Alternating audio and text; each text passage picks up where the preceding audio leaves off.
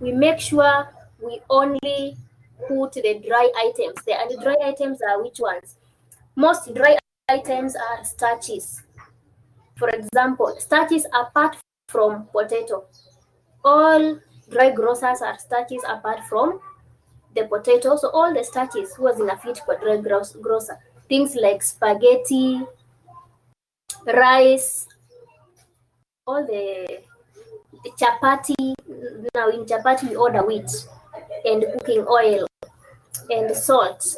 And then all the herbs, spices and condiments zenye ziko dry. Tukisema dry tunamaanisha zenye zinakuaga kwa mkebe. So all the dry herbs, spices and condiments, they also fit in the dry grocer. When we go to the green grocer are those fresh vegetables from the market, ama fresh spices kama ginger, root ginger, or the fresh condiments and herbs. Herb kama dania, kama parsley, if it is fresh, umetoa kwa sokoni, it can wither and it is green. That one fits under the green grocer. Then you have dairy. In the dairy category, usually have mostly milk and its products, then plus eggs. So we have milk products and then we have eggs. If it is milk products, like the way we saw last week, the milk products, the cheese, the cream, yogurt, all those. Okay, and those are just neighbors. So there's no way I can take them. So sorry about that. I just hope they'll play further away.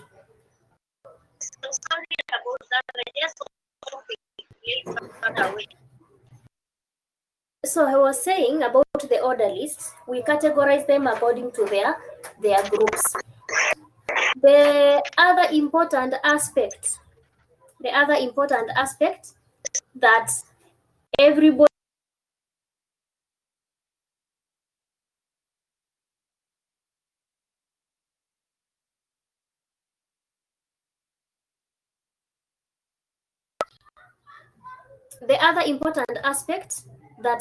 should note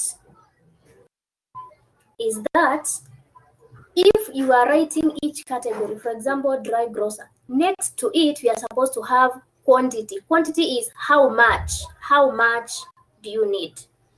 So the quantity.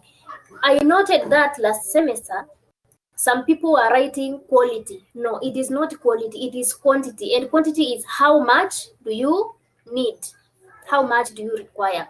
If, for example, it is salt, we said write salt, how many grams do you need? If it is 5 grams, write 5 grams. The other aspect of food order list that everybody must know is that when we are writing the food order list, we usually compile the quantities of similar ingredients. We write them together.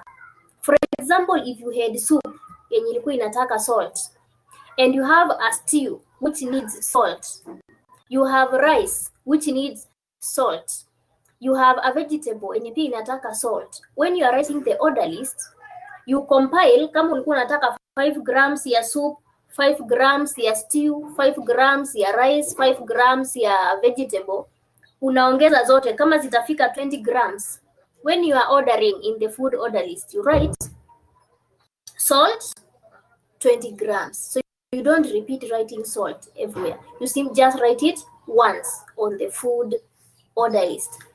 That is the much that I was planning to say about the food order list. What I wanted to major on is the terms that I sent you.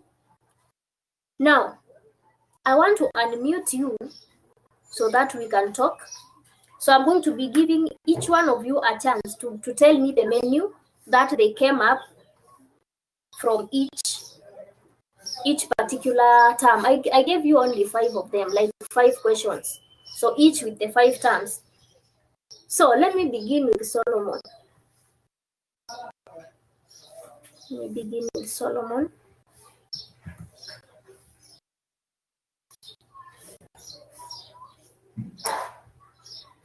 So unmute, so we can now speak. So Solomon, confirm whether your mic is on.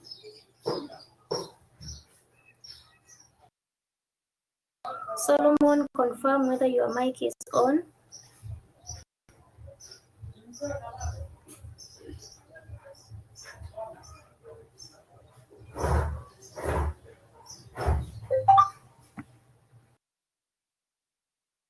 Solomon?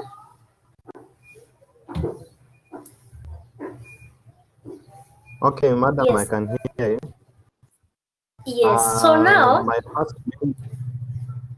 yes, yenye iko na croquette, croutons, deglesa, drain na garnish.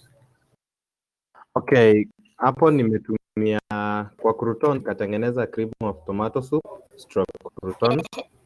Yes. And then kwa protein nikatumia stream of chicken in a cream sauce. Kwa croquette nikatumia croquette. Kwa croquette nimetumia croquette potatoes. Okay, sawa. And then grilled mushroom nimetumia drain kwa sababu zitakuwa zikishaka blanched kwa hot salt water and then zikuwe grilled. Haya, fruit mousse kwa dessert. Alafu garnish sasa si imeingia kwa kila meal. Sawa, deglesa umetumia wapi? Fruit mousse. Kwa deglesa?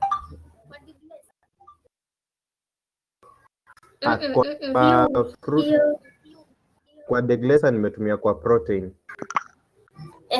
Which is your protein? Cream of chicken in a cream sauce. Yeah. Okay, let me now talk about that. So, Solomon has given us the first menu, and this is what I want to say. His menu is correct apart from the protein. Now, what is deglesa? Deglesa inatumikanga kama deglaze. So, this is the meaning of deglesa. To swirl out a pan in which food has been roasted, either with water, with stock, or with wine, in order to use that in making the gravy. So, when we usually roast bones, or roast beef, or roast chicken, whatever we are roasting, and then tunaweka maji ama tunaweka stock, tunazungusha hiyo pale hivi, hiyo ndio kuswali, ndio tutumie hiyo liquid. Let me just look.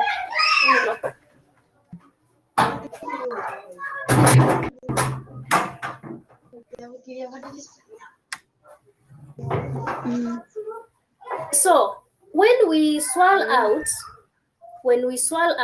so that we can put our water or our stock or whatever, if it is wine that we are using, then we say that is swirling. So in the term deglesa, inatumika kama deglaze. So if you remember the deglaze that we do when we are making roast chicken stroke. No, not roast chicken usually. This is going to appear more in the red meats. The red meats, we are having roast lamb, roast beef, roast mutton, and then we swirl. We put some stock and tunazungusha hiyo sufuria ama pan yenye tumedrain nayo, or even bones. If you are browning bones, alafu tunazungusha hiyo, tunaweka maji ama stock, and we want to use the liquid in making our sauce. So for protein, we need here to be having a red meat with gravy sauce or thickened gravy sauce. So all the rest are correct, because when we say croquette, tumesema ni croquette potatoes. No, Solomon, beef stroganoff haihitaji hiyo sauce, like roast beef, roast leg of lamb, roast mutton with gravy sauce. So the most appropriate sauce here itakuwa ni gravy sauce or thickened gravy.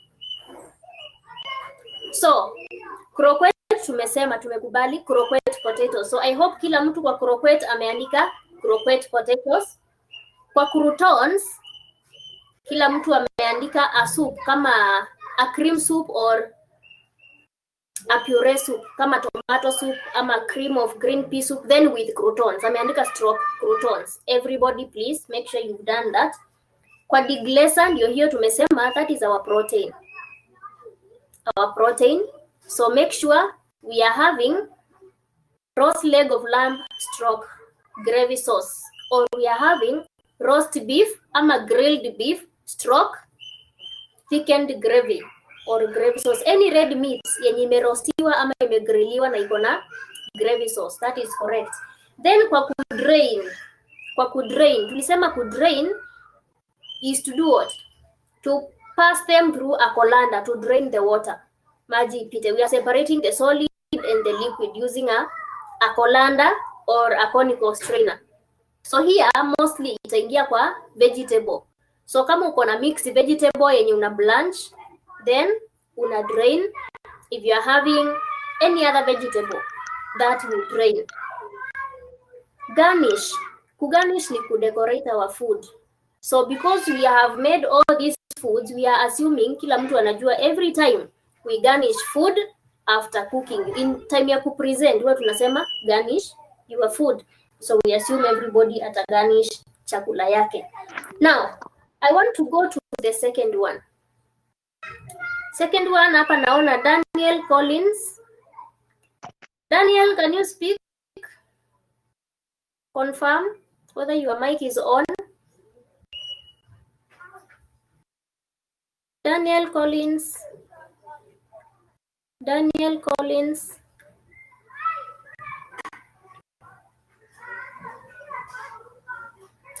I want you to speak, Daniel, not only to hear. I want you to put your mic on and speak, because I want you to give us an answer of another different question. So confirm whether you've joined with your microphone or listen only.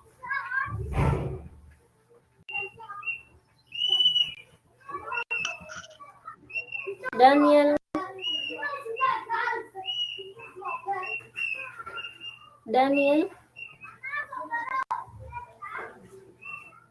Nitaipia hapo chini uniambie whether you've joined via microphone or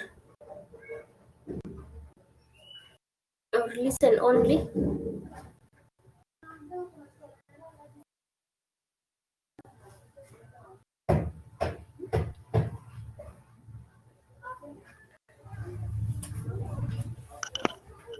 Hello, madam. Can hear you? Yes. So now, Yes. nataka utupatie answers za the second question. Menu yako yenye umeandika kwa fricassee, gluten, hors d'oeuvre, persil and fold in. Uko na hiyo menu yako? Niko nayo, madam. Mtu ambie chenye umeandika. Hors d'oeuvre nimetumia kama starter. Yes, which starter have you written? Tomato, cucumber salad. Sawa, correct. Tomato and cucumber salad. And the first Nini? term. Fricassee. Yeah. Nimetumia fricassee of chicken. Good, fricassee of chicken. Okay, then correct. The folding in and the gluten. I made pumpkin chapatis. Umetengeneza chapati? Pumpkin chapati. Pumpkin chapati. Sasa acha nikucorrect hapo kwanza. Pumpkin chapati is correct. Yes. Iko correct pumpkin chapati. Kwa gluten only. Kwa gluten only, si kwa folding in. Okay. Kwa gluten only. Okay. Tuendelee. Persil? Kwa persil, hiyo ni finishing with parsley. Yes, yes. Natengeneza steamed cabbage. Ukagarnish with parsley. Yes. Sawa, correct. So fold in. What is your dessert? My dessert is a lemon cake. Yes, Lemon which is correct. It is Yes. correct. It is correct. Yeah, and lemon sauce. Yeah, and coffee and milk. Sawa, Coffee with milk. sasa you fold in, inaingia hapo kwa keki, haingii kwa chapati. So your menu is still correct. Sawa? Yeah. Yes, now. So we are done now. Unaweza mute. So class, now we are back with the second term. The second question. His menu is very correct. Nataka kuanza na fricassee. Now fricassee is a white stew. White stew. So I want to hope everybody has written fricassee of chicken ama fricassee of veal. Veal ni VEAL. Utaiona kwa practical cookery. So those two are the most appropriate. Fricassee of chicken ama fricassee of veal. And that is our protein dish. Veal ni nyama ya inatokaka kwa calf, mtoto wa ng'ombe, calf. So ng'ombe yenye haijakomaa, calf. It provides nyama yenye inaitwa veal. So nyama ya calf haitwi beef bado, inaitwa veal. Then gluten. Gluten tunajua when we mix unga, we mix wheat flour with water, it forms that it becomes elastic. Elasticity comes from what we call gluten, which is the protein in flour. So for gluten, tumesema tupike nini? Chapati. So you can have either wholemeal chapati, you can have pumpkin chapati, you can have carrot chapati, whatever chapati that you want. We said we need at least some creativity. Usiandike tu your starch is chapati. Give it some other name. Give it some name. Then we have hors d'oeuvre. Hors d'oeuvre tulisema, hors d'oeuvres are cold starters. So any cold starter that you are having is correct. Kama uko na tomato and cucumber salad, kama uko na coleslaw salad, kama uko na beetroot and pineapple salad, whichever cold salad that you have, iko correct. That is hors d'oeuvre. Then the other term, persil. Persil is simply parsley. Inamaanisha parsley. So parsley mara nyingi tunatumia kugarnish. So if you have any dish that you've garnished with parsley, you are correct. Then fold in. Kufold in is what we do when we are mixing a cake. After we rub in and after we cream, ile time tunaweka unga huwa tunasema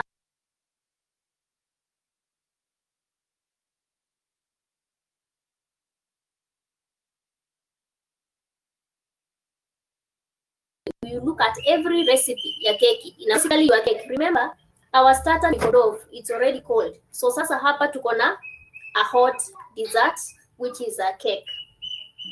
So I hope we are now clear in the second term, the second question. I want us to move to our question number 3. Our question number 3 had ghee, sweat, knead, dressing, na frappe.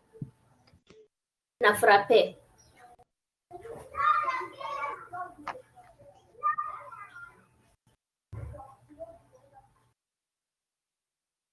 So, who can I see next?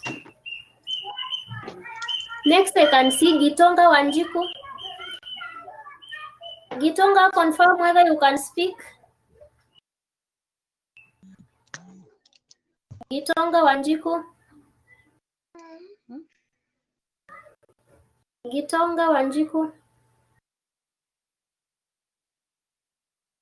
Gitonga, you're not responding. Mwikali Lugogo. Yes. Lillian. Give us your menu for number 3 yenye iko na ghee, sweat, knead, dressing na frappe. Mi nilifanya tu 1 and 2, hiyo ya 3 nilishindwa. 3 hujafanya? Hizo terms zilinishinda. Aje sasa na ziko kwa notes zenye nilituma. Haya, Mohamed Ibrahim. Number 3. Hata niseme zenye nimeziandika. Nimeacha tu vegetables. Nimetumia dressing hapo kwa Nikoi salad. Umetumia? Dressing sawa, Nikoi salad sawa.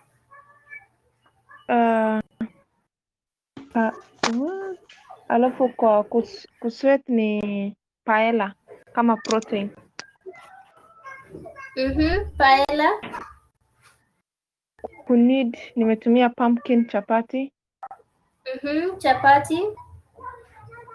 Frappe nimetumia kama dessert orange sorbet. Orange sorbet. Sasa hapo umekosea kwa sababu ulikuwa na cold starter Nikois, si ndio?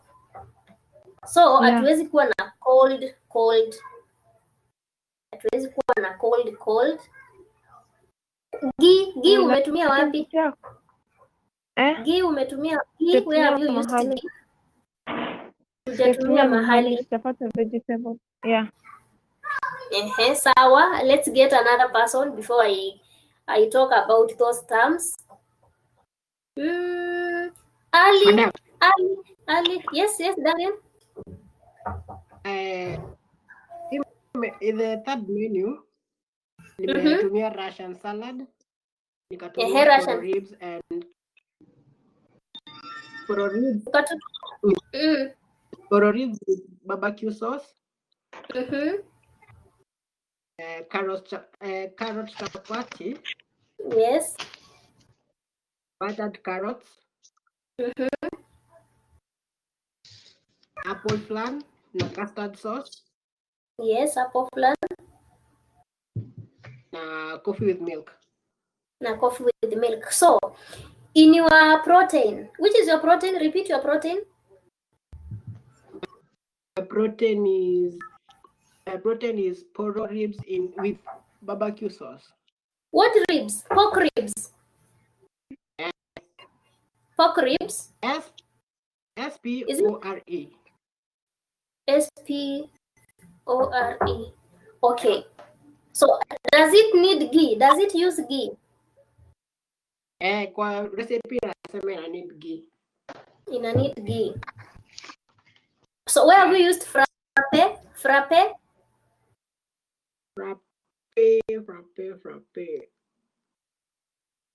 Thank you, Jatumia. Sawa. Let me get a third person before I talk about number 3. Ali.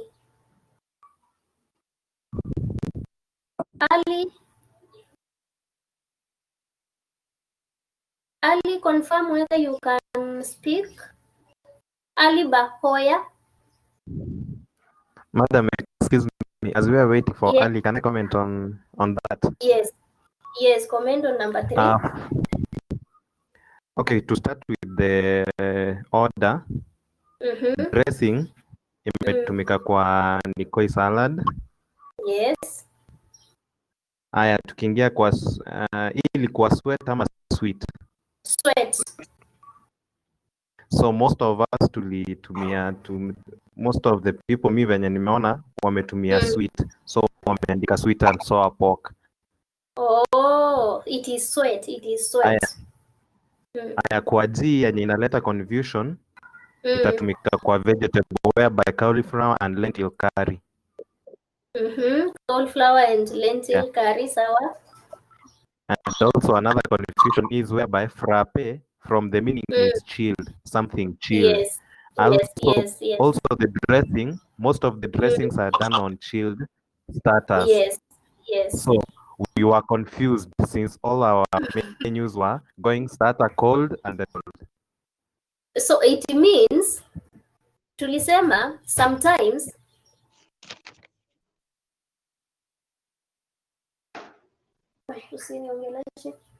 we said sometimes we have some items which you can get one item using all the 5 terms. Na ukishapata hiyo yenye inatumia all the 5 terms, it means zile zingine unaenda tu ukizijaza ndio menu yako ikuwe balanced. Now, for example, in our case here, dressing na frappe. Dressing means utatengeneza kitu kama mayonnaise ama vinaigrette. So any cold salad inakuwa na hizo. Now, step ya mwisho inasemaga nini? Chill in the fridge. So, chill ni frappe.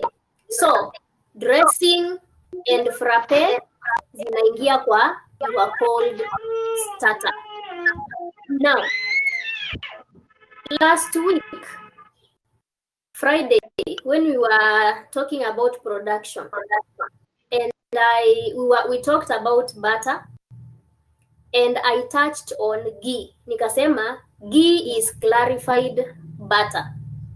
Yeah. Ghee is mostly used when we are making Indian dishes. So, anytime you see ghee in the terms, then know that you are going to make an Indian dish. An Indian dish. If you open your practical cookery, uangalie pale kwa Indian dishes, where we have international dishes, alafu wameandika Indian, Mexican, Italian, kwa hizo dishes. In every menu you will find ghee, whether ni vegetable, ama ni starch, ama ni protein. So this is what I'm going to advise, that use the most common yenye inatumia ghee, Indian style rice inatumia ghee. Any protein dish yenye iko kwa Indian inatumia ghee. Now, with the sweating, we sweat everything. We sweat our onions for stew, for braised proteins, and all those meats. Ghee inaingia pia kwa vegetable. So this is what we are going to do. We are going to say, look out on the Indian dishes and get the appropriate items. So you can sweat inaingia kwa protein. So I'm correcting things. It is not sweet. It is sweat. And when we say sweat, we mean what? We cook our onions without color. Sweating is cooking onions without color. So you can have braised beef. And it is not just beef now in this case, not just plain beef in this case. Here you can have what you call the beef madras. Ukifungua pale kwa hapo kwa Indian dishes utapata beef madras. Indian style rice ni pia inaitwa pilau, the Indian pilau yenye jamixiwa na nyama. So that is why tuko na pilau na tuko na a protein dish. And whichever vegetable yenye unataka yenye ni Indian. Remember, Indian dishes are always hot. Hot meaning ziko na pilipili. Pia sweat inaweza ingia pale kwa chicken palak.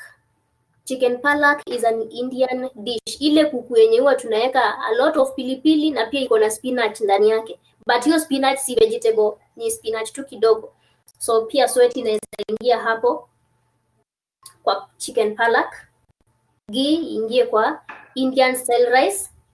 Dressing, kneading inaingia kwa chapati straight away. So whichever chapati yenye unataka. Chapati by the way is an Indian dish. Wahindi they take chapati a lot. Dressing tumesema inaingia kwa dressing and frappe, our cold starter. So whichever salad that you are having. So frappe is confused na ile example ya chilled melon. No, it is anything that is chilled. Ama melon frappe ndio imepeanwa kama example kwa kitabu. Chilled or frappe means chilled. So anything that we chill in the fridge, hiyo iko correct hapa kama starter. Now, number 4. Our question number 4.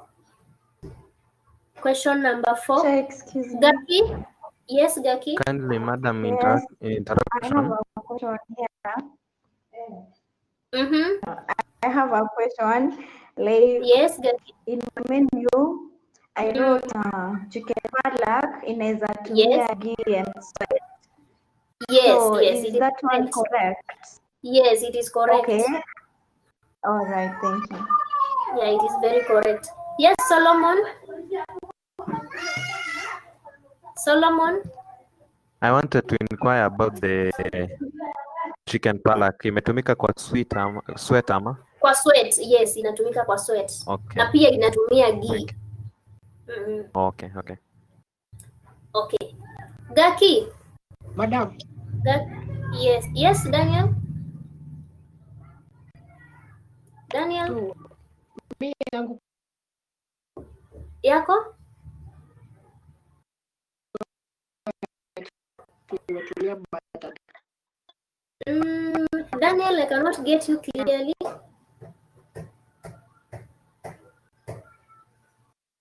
Daniel?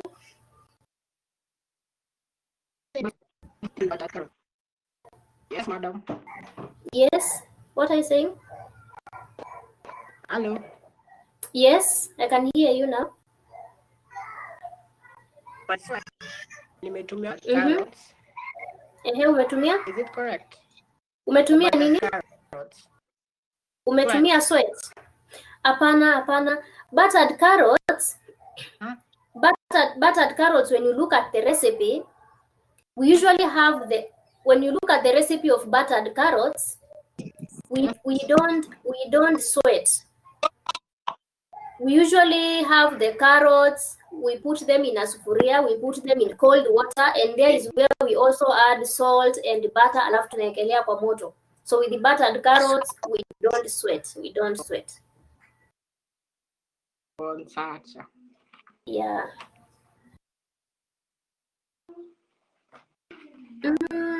Gaki, nataka kurudisha hapo utupatie answer za number 4. Gaki. Vivian, no. Indian dishes are hot. Hot meaning ziko na pilipili, ziko kali. Gaki, where are you? Gaki, umepotelea wapi? Aya, Fatma, I have seen you somewhere. Where are you? Fatma.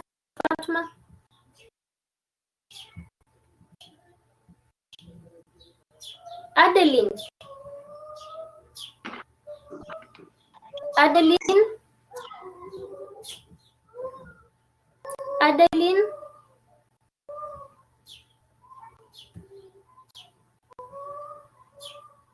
Adeline, uko wapi?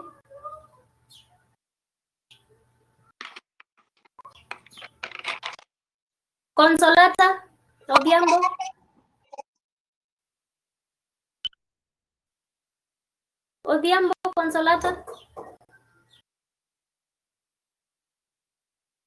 Consolata.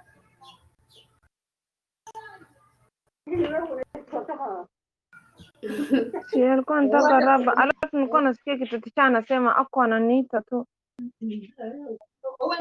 Yes, na kuita Fatma. Now.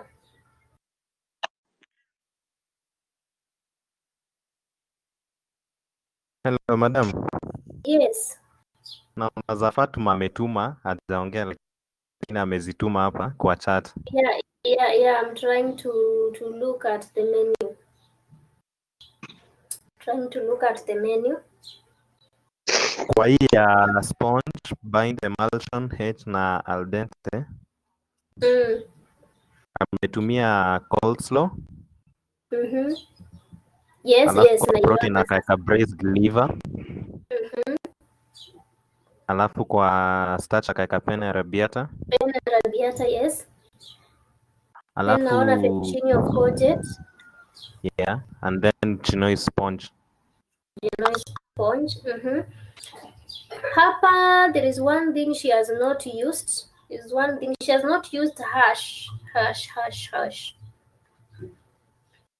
Emulsion ametumia. Let me get another person. Sally. Yes. Nipatie answer za number 4. Sponge, bind, emulsion, hash and al dente. Menu yako. Your menu.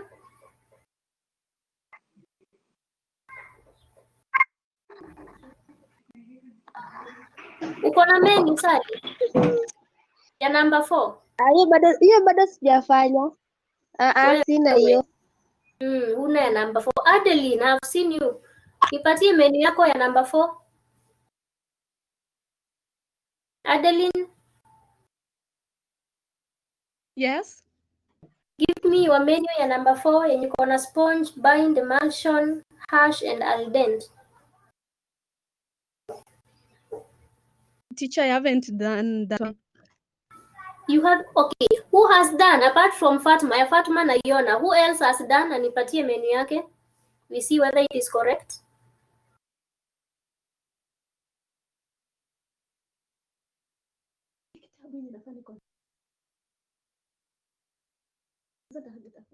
Daisy? Daisy? Mine, Yes, yours. mine is somehow similar to Fatma's, Mm-hmm. only that it differs on the protein. What is your protein? Protein nimetumia braised kidney. Mm-hmm. Braised kidney. Ni sawa. Yeah. Mm-hmm. Another person with a different protein or a different menu altogether. Hapo kwa number 4.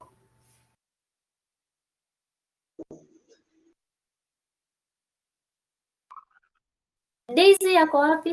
Daisy Musundi?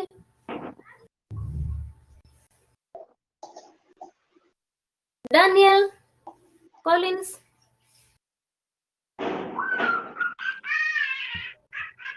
Collins? You are number 4. Menu yako inakaa aje ya number 4?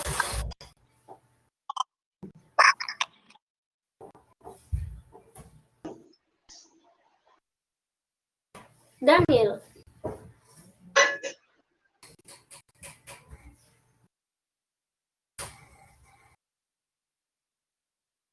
Nani mwingine ako na number 4 yenye ijatajwa yenye iko tofauti na hii ya Fatma na ya Solomon? Egg mayonnaise is correct as a starter. Pia coleslaw is correct as a starter. Kwa sababu ya emulsion. Hapo penye kuna emulsion tunatengeneza mayonnaise. Emulsion tunatengeneza mayonnaise. No. Mohammed. Egg mayonnaise is not correct. Hapo inatumia emulsion peke yake, but kuna the other part ya kubind, unless unionyeshe menu yote nione kama kuna place nyingine umebind.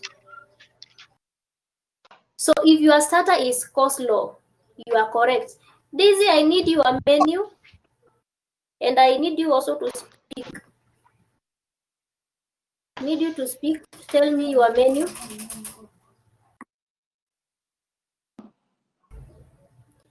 Daniel, can you speak now? Daniel Actually, I Collins? don't have. You do Yes, not madam. have number. Una number 4. Yeah, I don't have number 4 school for hizo tamu zilinilemea kidogo. Okay, sawa. Now, hizi terms kama zinawalemea, now that is taking me to one good thing that you people, the terms zenye nimewaatachia hapo kwa notes amziangaliangi. Hizi terms zote nilitoa hapo. Nilitoa kwa handout yenye niliwatumia ya food order list na ile yenye tulisoma last week. So hizi terms ziko hapo with their meanings.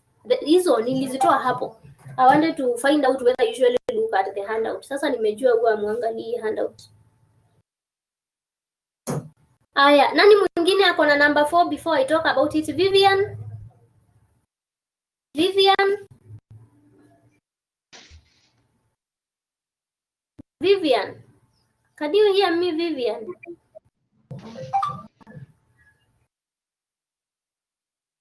Fatma, nakuona hapo.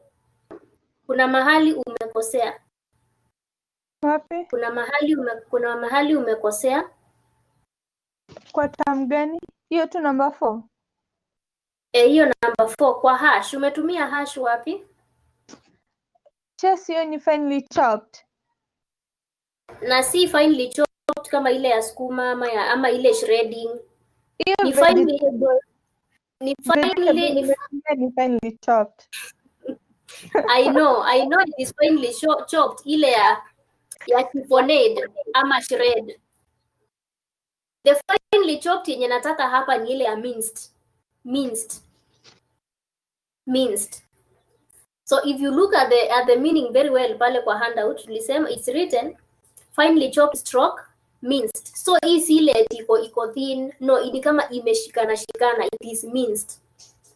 So tukiona hiyo hash hapo yenye inamaanisha minced na tuone al dente. Kwa al dente ni pasta. Tunatumia spaghetti bolognese, hiyo ndo ningetumia. Yes. Spaghetti bolognese.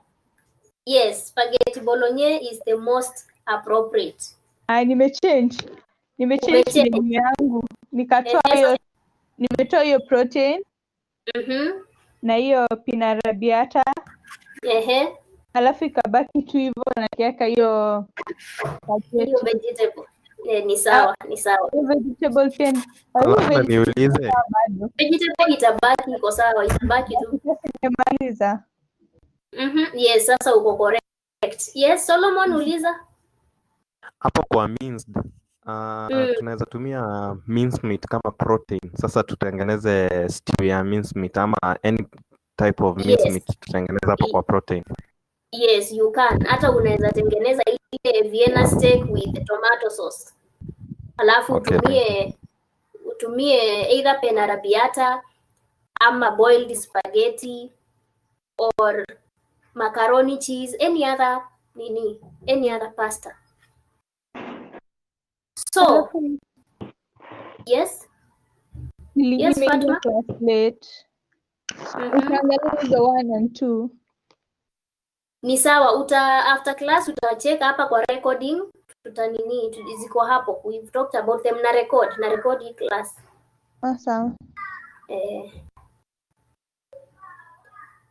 So now, let's say this. Mohammed nimesema egg mayonnaise iko wrong unless, namaanisha iko wrong in this case. Imetumia emulsion lakini hajatumia bind. So unless nione menu yako mzima nione ni wapi pengine umetumia the term bind, then it will be correct. So let's say this about term number 4. Kwa sponge, we have a sponge as our dessert. Either Genoa sponge or whichever other sponge yenye uko nayo na ni dessert. Then tuko na bind. Kubind ni kushikanisha. For example, when we are making coleslaw, the ingredients of coleslaw, ile cabbage yenye tume slice finely, tuko na carrot, tuko na onion, na tuko na mayonnaise. Mayonnaise ni mzito. So when we are mixing them together, tunaonaga zinashikana. That is binding. So, kama uko na coleslaw, kama starter, or any other compound starter, inatumia bind na inatumia emulsion. Emulsion is the process of making mayonnaise. When we take things which are usually immiscible, liquids that don't mix, alafu zimix, that is the process of emulsion, mixing two liquids that are not normally miscible. So that is emulsion. Then tumesema hash inamaanisha minced or finely chopped. Na nikasema do not confuse this finely chopped with thinly chopped ama thinly sliced kama yenye tunaitaga shred ama chiffonade. This is a case where it's very thin to an extent that inashikana. And nimesema a good example here or the most appropriate here is when you are using anything minced. Kama uko na minced meat can make either, we can have minced meatballs stew, we can have Vienna steak with tomato sauce, we can have spaghetti bolognese. Tukikuwa na spaghetti bolognese itatumia both hash na al dente kwa sababu every pasta tunaambiagwa cook al dente. Al dente means firm. Upike mpaka ikuwe firm.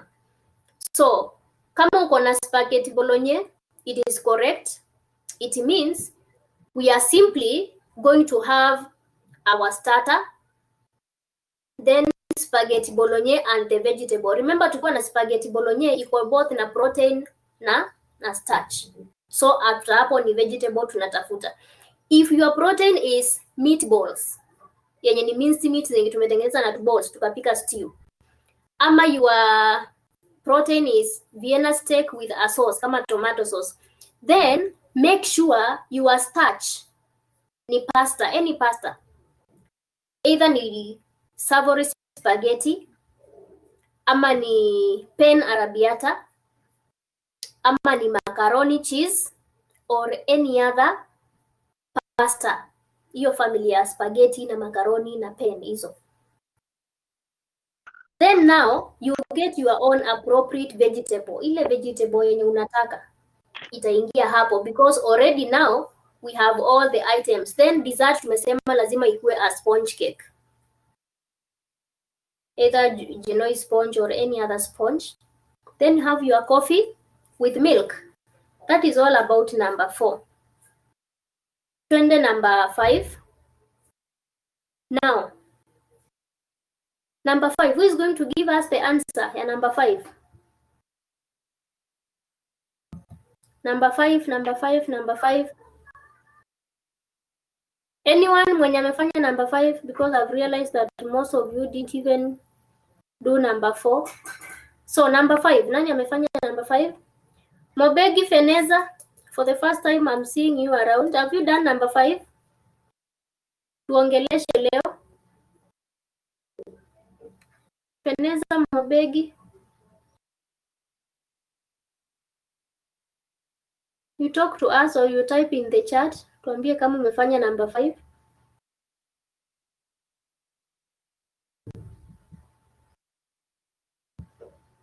Adeline, have you done number 5?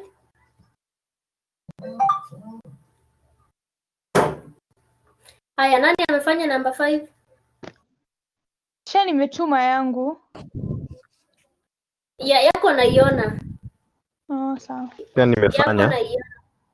Niambie yako. Okay, yangu.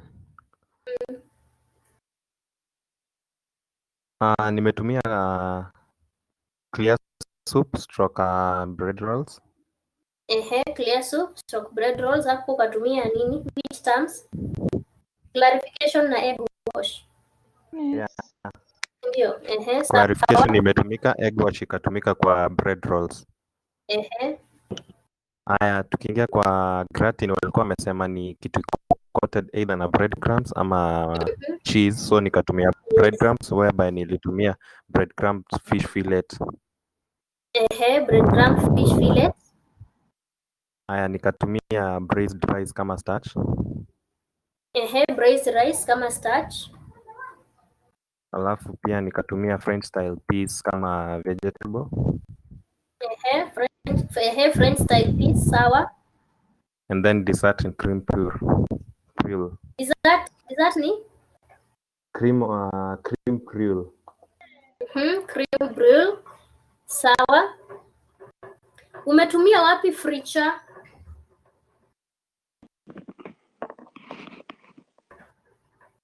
Solomon? Yes. Fricha umetumia wapi? The second term? Kwa French style peas. Hujatumia kwa French style peas. French style imetumia a la française. The term is a la française. So fricha umetumia kwa? Kwa sababu umetumia. Ni dessert. Si dessert. Sijaiona, sijakumbuka mali nilitumia but kwa protein yake. Lakini umetumia. Yes, ametumia kwa protein. Fricha simply means a deep frying pan. So kitu ume deep fry umetumia. Sawa sawa.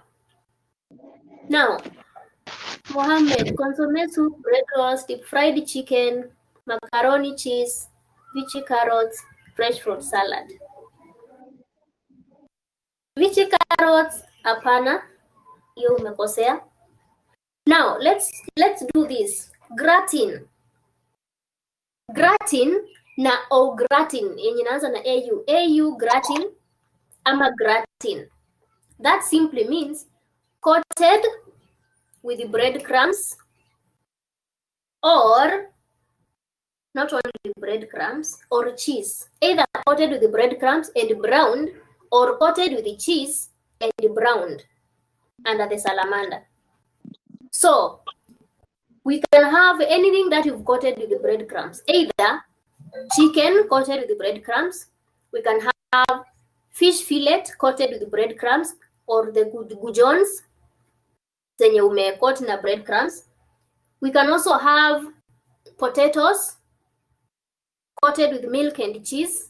Hiyo pia inaingia kwa gratin. Na when it comes to potatoes, hiyo inaingia kama starch. Then we have friture. Friture simply is deep frying because it is a pan that contains deep frying fat. So hiyo ni ku deep fry. So in this case, kama uko na breadcrumbed fish fillet, breadcrumbed chicken yenye iko deep fried, you are correct. Egg wash ni kupaka mayai to aid in browning, and we mostly do that to our bread rolls. So bread rolls kama uko nazo ziko correct as the starter, and zinaenda na clear soup. Clear soup. That is why we have the word clarification. To clarify is to make clear. So clear soup with bread rolls. Then we have à la française. À la française simply means what? French style. So this one was very direct. You are making French style peas. Ama peas French style. Practical cookery. So this simply means French style. Ama cooked in the French way. So French style. So that is how our terms were supposed to be interpreted. So any question? And because I see yes. Yes, Gaki, ask your question. What about kwa clarification? We are told that you can also use it kwa jelly. So what if ukieka dessert yako ikuwa banana in jelly? Hey, can it work? Ikuwe banana in jelly. It might not work. Okay, I know we clarify jellies, but in our case, we have the jelly crystals. Sawa. So we are not the ones making the jelly crystals. Yes, here we want something clear. We want to make something clear, and whatever we are making clear is the clear soup. And especially because we are having bread rolls, they must go with the clear soup. We can clarify many things. We can even clarify butter. But now here, if we say, for example, we are using clarified butter, let's clarified butter is ghee. So if we have anything here using ghee, we cannot say we are using clarification because the ghee is already made. We are not the ones making it. Sawa? Okay, Vivian. Kieleze vizuri hapo kwa egg wash na clarification. Now, egg wash ni kupaka mayai, either the yellow part or the white part or the entire egg. So when we want to put our bread rolls pale kwa oven, what do? Zikisha prove, tunachukua our pastry brush and our egg wash, ile mayai yenye tushapiga, tunapaka hapo juu. The reason tunapaka is because we want our bread rolls to turn brown and to be shiny, zishine. Zikishaiva zitoke kama zime brown vizuri na zina shine. Clarification. To clarify is to make clear. Ikue clear kama maji. And what aids clarification in clear soup? Ni ile mayai yenye watu tunaweka the egg whites. So, clarification means making clear. And in this particular question, it is most appropriate to make clear soup. To make clear soup. Mama, to have water. It's okay, go and eat.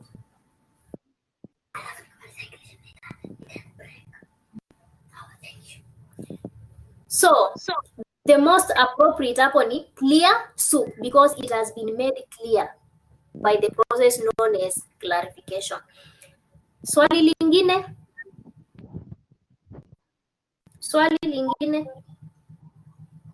Aya, those people who came late before tuulize maswali, number 1 na number 2, wacha niwarudishe hapo. Nianze na number 1.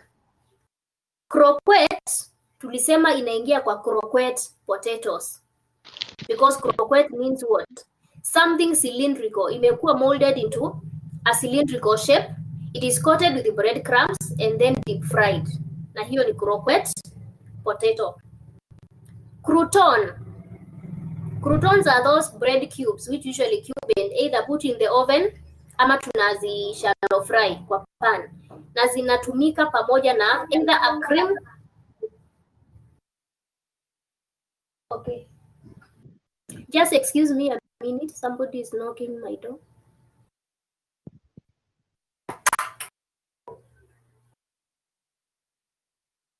So, nimesema nawarudisha kwa number 1 and number 2. Number 3. So, number 1, croquette, tumesema ni croquette potatoes. Croutons, they are served with what? Either a cream soup or a puree soup. Soup yenye at least iko thick. Sio clear soup ama broth ama minestrone, no. So tukasema, for example, cream of green pea soup with the croutons. Tomato soup with the croutons.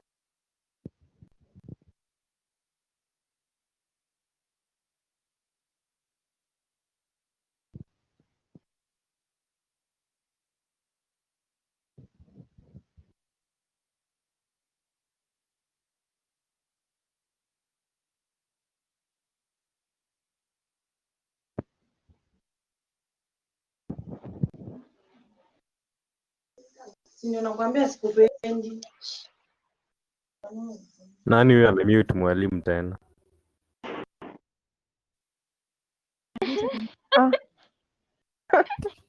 Wow. Salma. Sasa wana mute mwalimu wake class watu neke. Salma. Yeah. Potato soup with the croutons.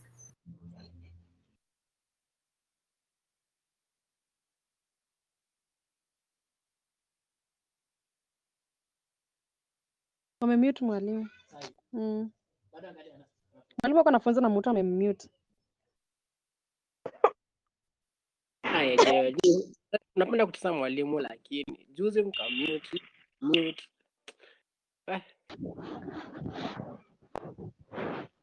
Kwa break. Tarudi. Wewe watu si mwache jokes bana. Kujipa break. Fatuma ikai ni wewe. Solomon sio umemute mwalimu.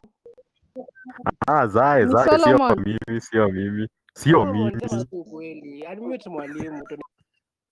Ndio lesson. Mrudisheni teacher. Adeline. Anabonga na eleweki. Kazi yako jupeni masomo. Aya.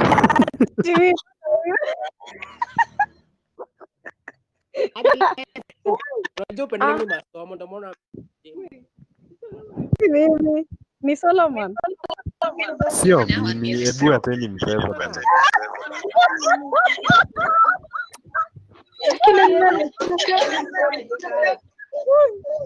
Teacher usikiki.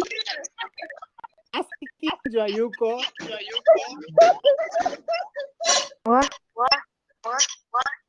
Kai.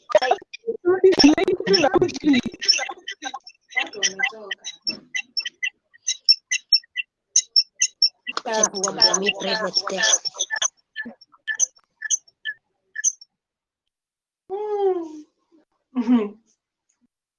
Salma. Hamta show mode.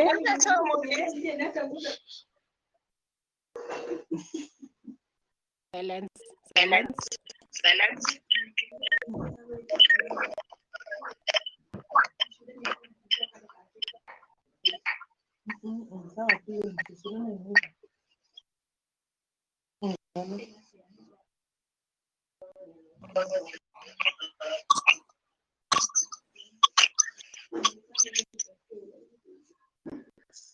Njoo Neni lunch basi juu mwalimu anakaa.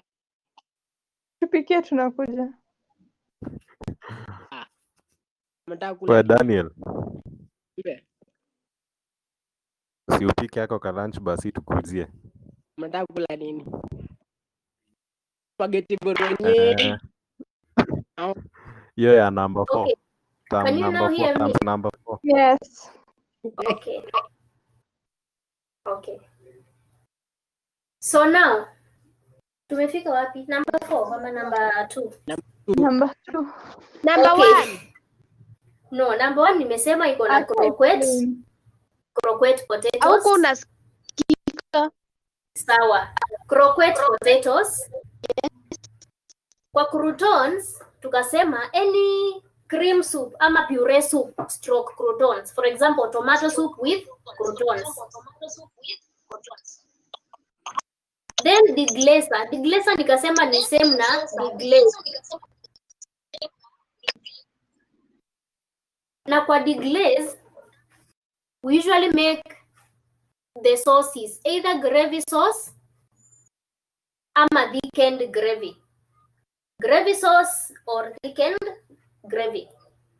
So in this case, we have either roast lamb with gravy sauce, ama grilled beef with thickened gravy, or any other red meat yenye iko grilled ama roasted with thickened gravy.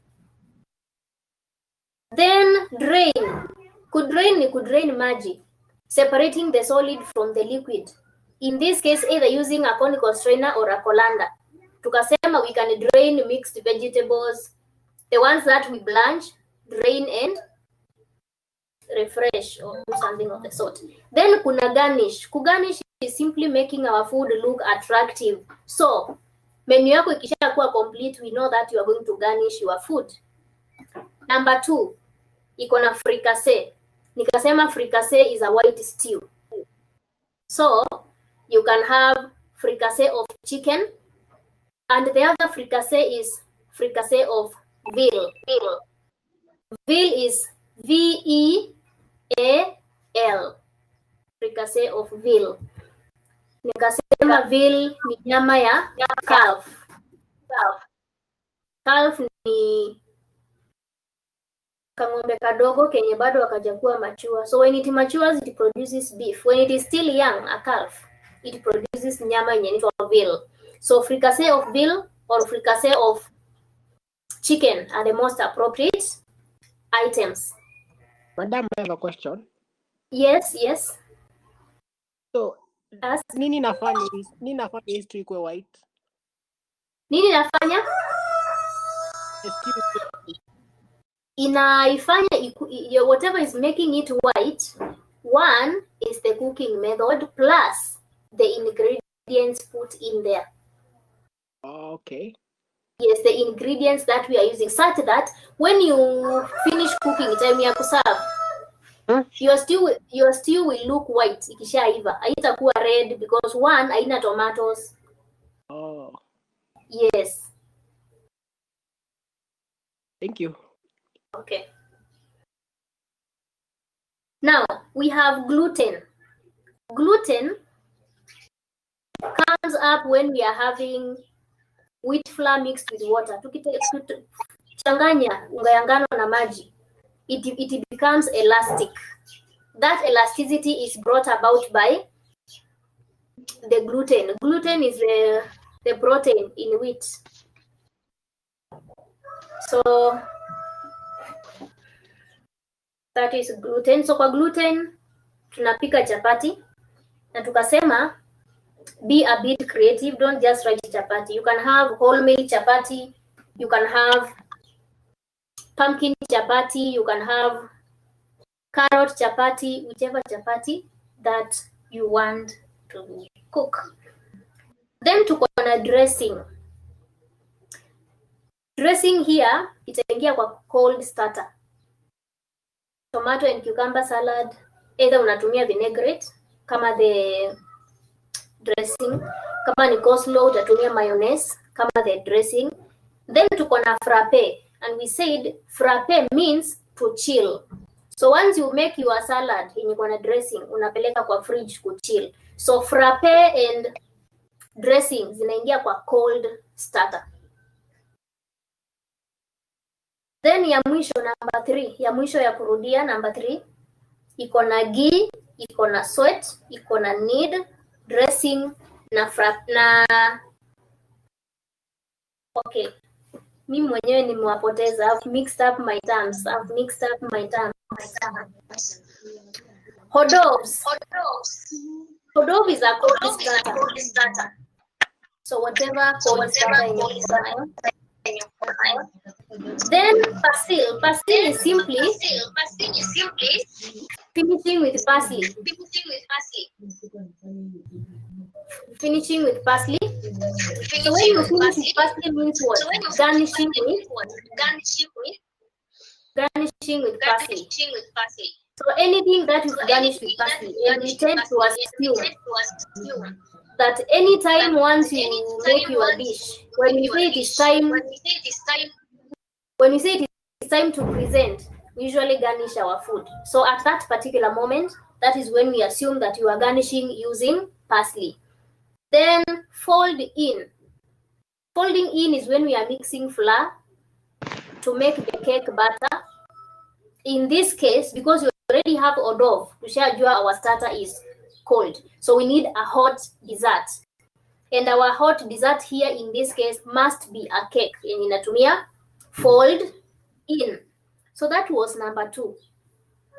Now let me go to number 3.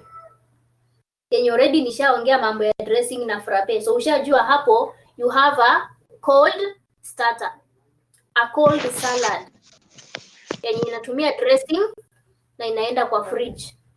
That is your starter. For example, tomato and cucumber salad. Then uko na sweat. Sweat means cooking without color. Na nikasema because we have ghee as a term, this means we are making an Indian dish. So kwa sweat tunaeka either chicken palak or any other beef madras, any other protein yenye Indian origin. Our starch is going to be Indian style rice yenye inatumia ghee or any other starch. In this particular question, niliwarefer kwa practical cookery. I said, check where we have international dishes, go to Indian dishes. You'll find the most appropriate items za kuandika kwa an Indian themed menu kwa sababu iko na ghee. Then kwa knead tukasema hiyo inaenda kwa chapati because kneading is mixing the chapati dough or mixing any dough products. And because here we are not making bread roll, tunaweza sema zinatengenezwa na knead, then automatically ni chapati. Again, chapati is of Indian origin. So, that is it. Niulizwa maswali sasa. Aki, I'm supposed to get into another class. I was supposed to be there by 11. Ndio maana nime-extend hii yenu because I know what happened in the morning. Madam, tuko na maswali? Yes, Daniel? Nilikuwa nauliza ongeza repeat hizo recipe za number 4 and 5 kwa sababu sikuzipata vizuri. Okay, number 4, we said our starter. The most appropriate starter inatumia emulsion na bind ni coleslaw. Coleslaw salad. Kwa sababu emulsion inatumika kutengeneza mayonnaise. And then bind is when we are mixing the coleslaw salad with the mayonnaise. We say we bind. Tuna mix mpaka zinakuwa zinashikana. That is binding.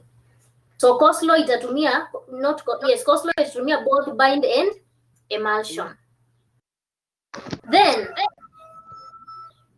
hash. Hash nikasema ni finely chopped or minced.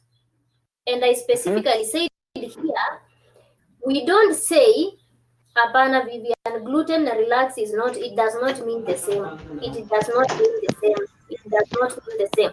Kurelax ni kuipea time ni relax. Gluten ni mixture ya unga na maji. So they are different. Anatry kumaanisha I'm back to hash. Daniel, finely Yes. chopped here, si ile ya kushred kama kushred sukuma. Ni ile ya kumince kama minced meat. So tukasema any minced meat dish. For example, meatballs. Kila mtu anajua meatballs. Meatballs stew. Hiyo ni minced meat, inatumia hash. Ama there is something else we call Vienna steak ama hamburg for practical cookery. Pia hiyo inatumia minced meat with a sauce. Kama ni hamburg, must have a sauce, tomato sauce. Kama ni meatballs, ziko na stew yake. That is hash. Tuko na al dente. Al dente inatumika kwa pasta, either spaghetti ama macaroni. Inaweza kuwa savory spaghetti, macaroni cheese, or pen arrabbiata as your starch. Again, somebody else can combine both hash na al dente. Atengeneze what we call spaghetti bolognese. Mnajua spaghetti bolognese ni mixture, tunapika minced meat, what we call the bolognese sauce, na tunapika spaghetti. Tunazipika kando kando. We serve them together. But kwa menu ama kwa recipe yote inaitwa spaghetti bolognese. So anytime we write spaghetti bolognese, we write it, then we have the starter, we have spaghetti bolognese and the vegetable. So in this case, we don't write another starch. Spaghetti bolognese is combined. So which is correct here also. Kwa sababu kuna hash na kuna al dente. Hapa tumecombine the minced meat na the spaghetti. So those were the terms. So hapa unajiwekea any vegetable yenye unataka. And then kwa dessert lazima you get a hot dessert because starter yako ilikuwa coleslaw. Sawa Daniel. Yes, madam. Okay. Any other question? Yes, sure. Kwa gluten, Yes. inaweza tumia fresh egg pasta dough. Dough. Dough. Is it o- Yes. Ya kutengeneza nini? Si iko na term gluten. Yes, iko na term gluten ndio, but as what now? Itakuwa sasa starch. Itakuwa starch. Dough. No, dough is not a dish. Si dough. Umesema nini? Fresh egg pasta dough. Hebu iandike hapa kwa chat. Madam, Yes. hapa kwa frappe Frappe. Yes. unaweza tumia melon frappe. Hapana, utatumia melon frappe for today. Sorry? For today in our menu, Yeah. you not write melon frappe kwa sababu Aki, mute your mic. Najisikia tu iko kwenye na hiyo. Now, the reason why we are not going to have melon frappe. Yes. Ni kwa sababu tuko na dressing. Dressing tells us tuko na cold starter. Sawa? And Yes. because kwa sababu tuko na cold starter, hatuwezi kuwa na cold dessert because melon is a dessert. So frappe means Okay. chilled. It means chilled. So Yes. hatuwezi kuwa na chilled starter na chilled dessert. But Sawa. kama tungekuwa na dressing au tungekuwa na a cold starter, then melon frappe ingeingia vizuri sana huko kwa dessert. Okay. Sawa. Oh, fresh egg pasta dough. Okay, I will still say no. Because fresh egg pasta dough, najua tutawafunza starches. Starches tunasoma next week. We'll see all these doughs. Fresh egg pasta dough simply means what? Ni kama uniandikia hapo chapati dough. It means I've not made the final product. It is not the dish.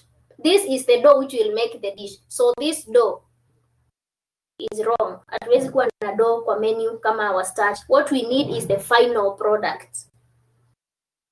the final product.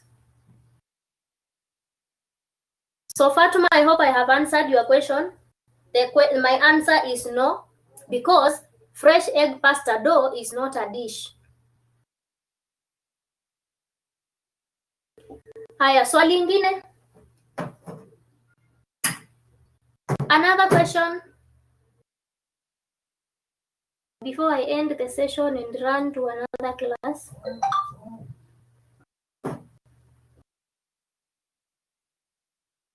Tuko na maswali?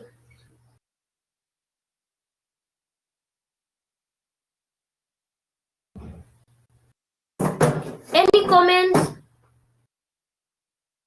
Any comment?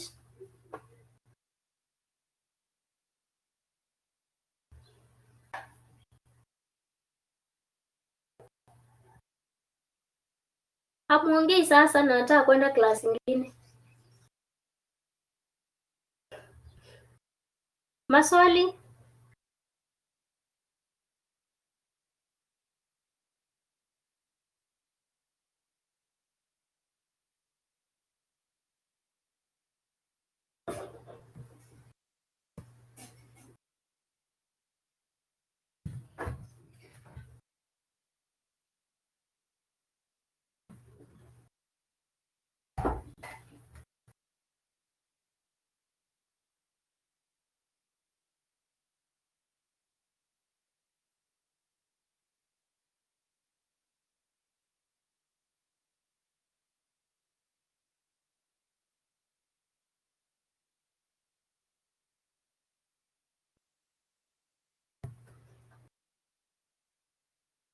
Anyone with a question?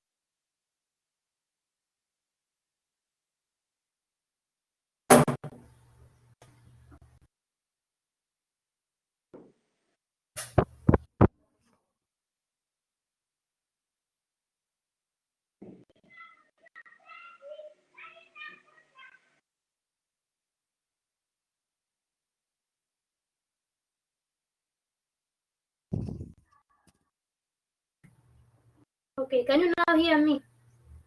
Yes, we can. Yes, we can. Yes. Okay. So, do we have any other questions so we can end the session? Kuna maswali zingine ama comments? Then got a comment. Mm-hmm. When you're having the next session, Mm. in your side there is a bit of noise. Mm-hmm. If we can unaweza angalia hiyo tu ndo tujue kama inawezekana, that is wezi kuza watoto kucheza, lakini unaweza Ni sawa, ni sawa. Mtu anaweza It's okay about that. Then I also need people to mute their mics, because when the mics are not muted, also you will hear a lot of noise, because everybody's background utakuwa unaisikia. Oh, sawa. Yeah. Okay, my comment. Like kuna hawa watu wengine hatujuani saa kama akina Daniel, akina Mondasali. These guys to come up, we form a group whereby we discuss either we have an issue before coming to class, tukue tumesettle issue out. Tuache historia kusema sijafanya, at least somebody to come to class with an hint. Yeah, then I think I leave that to you people. You form a common group. Najua niko na group ya menu planning ya September, ya January, so you can form your own common group, so that when I send you terms mnazidiscuss hapo. Ni sawa? Because even today, or any time within the week, nitawatumia terms zingine za next week. Zenye tutadiscuss next week. Okay. Sawa, noted. Okay. Any other issue?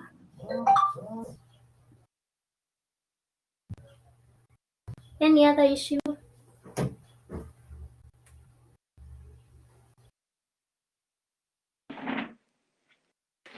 Can I talk to Solomon? Yes. Yes. Madam, Yes. to form group. Sasa group, how will it be formed? Hamjuani hapo. Uko na suggest? Niko suggest kama ni group nataka kuform, kila mtu tuandike yake hapo kwa chat box, alafu one person collect zote form group ya WhatsApp, ndio itakuwa more easier. Okay.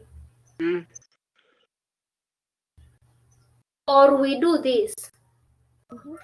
The two class reps, Jerusha and Franco, or Jerusha and any other person, na Solomon kwa hii class, si mnajuana? Yeah, kuna wenye najua na kuna wenye niko na namba zao. So you get in touch with Jerusha, then form a group wenye wewe unajua watu wa class yako waweke, then Jerusha akupatie watu wa class yake waweke.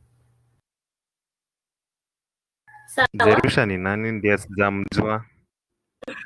Okay, Jerusha ni class rep kwa kina Daniel.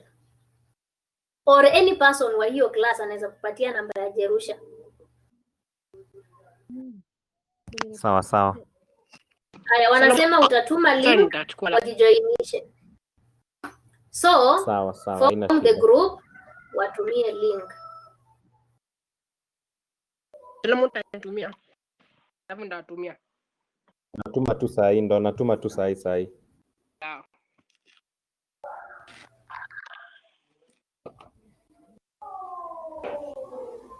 So guys, allow me to begin another different class. Sawa, naona mna type. Just finish up whatever you are doing, ndio I join a different class.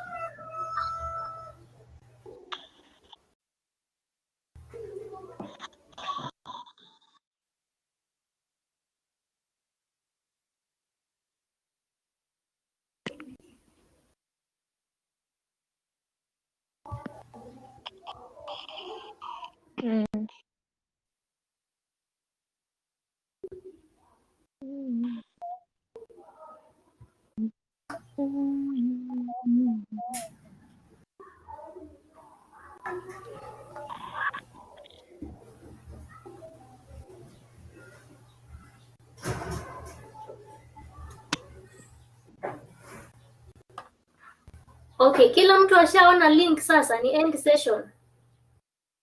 Juu nikisha end session na utaiona saa hii. You'll see it. I don't know whether you'll see it anywhere even.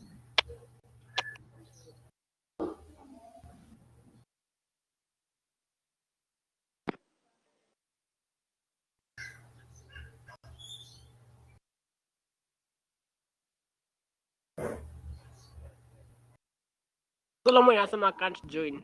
Please try later. Invalid. Daniel, what you can do, nipe namba yako, I will send you the link, you give it to the rest of your class members. Sawa.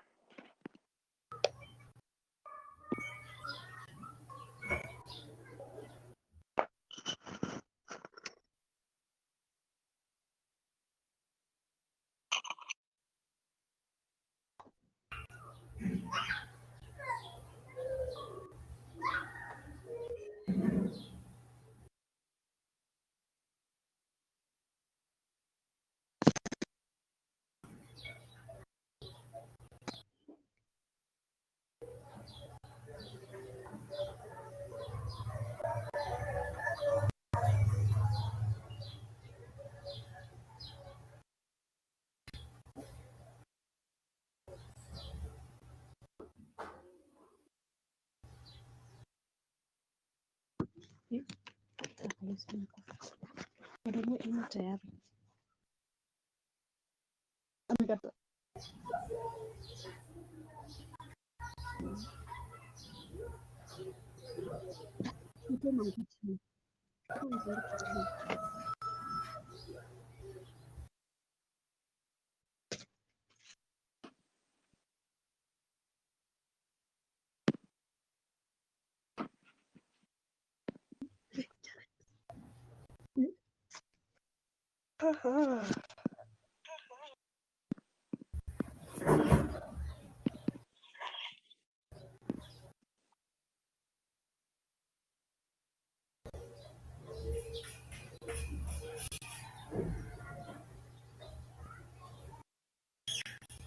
Mom.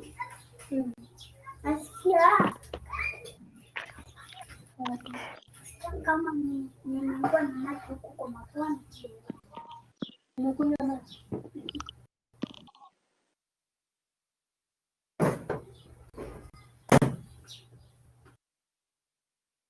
Hebu kuja hapa.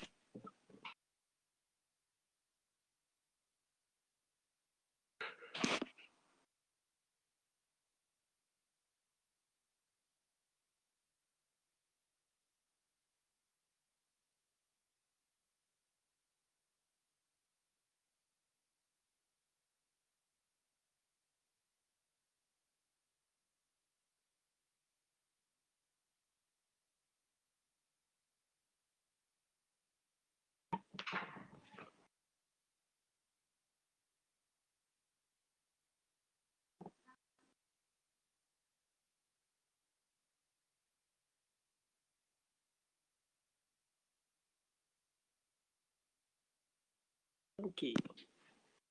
Oh. That's on my phone 6.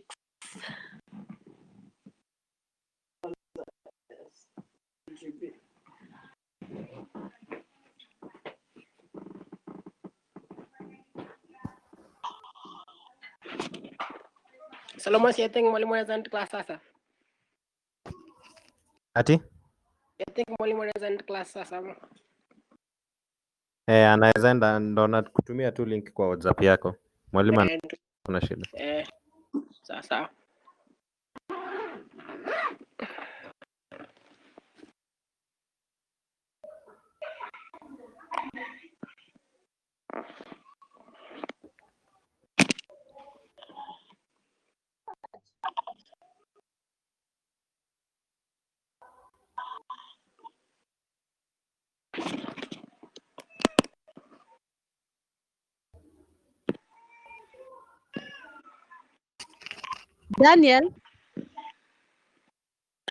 Daniel. Yes. Mimi naweza toka? Unaweza toka. Unajua na Unaweza toka. sawa, utanitumia link. Sawa. Sawa.